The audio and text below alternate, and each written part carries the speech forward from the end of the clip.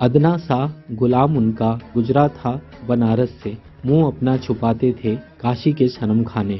नजीर बनारसी ने ये लाइनें तब लिखी थी जब सऊदी अरब के बादशाह शाह सऊद प्रधानमंत्री जवाहरलाल नेहरू के निमंत्रण पर भारत आए थे और उन्हें अपनी यात्रा में जिस स्थान से गुजरना था वहां के मंदिरों को ढक दिया गया था।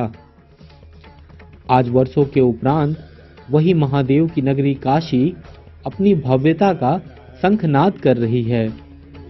प्रभु श्री राम की नगरी अयोध्या में विवादित ढांचे के स्थान पर भव्य राम मंदिर का निर्माण हो रहा है।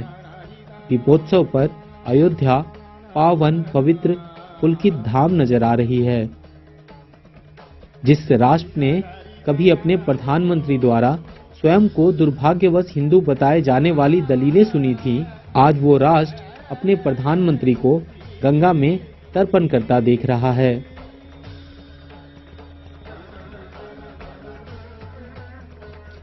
वे इस राष्ट्र को लूटने करीबन 40,000 मंदिरों को ध्वस्त कर मस्जिदों का निर्माण करने और अकल्पनीय बर्बरता करने वाले मुगलों का गुणगान करने को मजबूर नहीं दिखाई देते।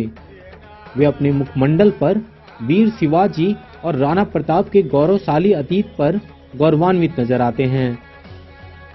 एक कालखंड में बुत परस्ती की पहचान मानकर बर्बर लुटेरों द्वारा ध्वस्त और खंडित किए जाने वाले मंदिरों का जीर्णोद्धार किया जा रहा है।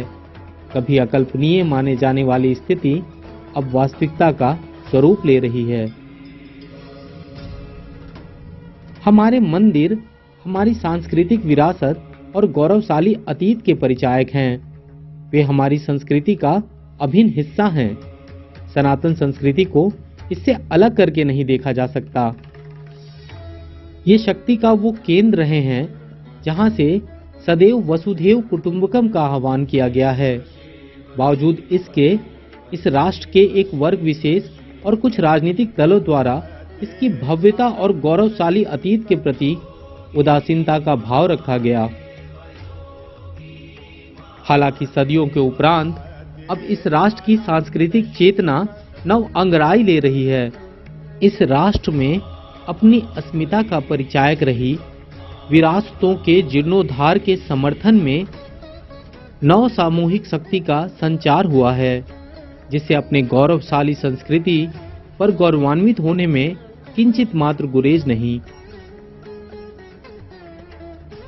भारतवर्ष ने अपने गौरवपूर्ण इतिहास और संस्कृति के जीर्णोद्धार की दिशा में मजबूती से कदम बढ़ाए हैं।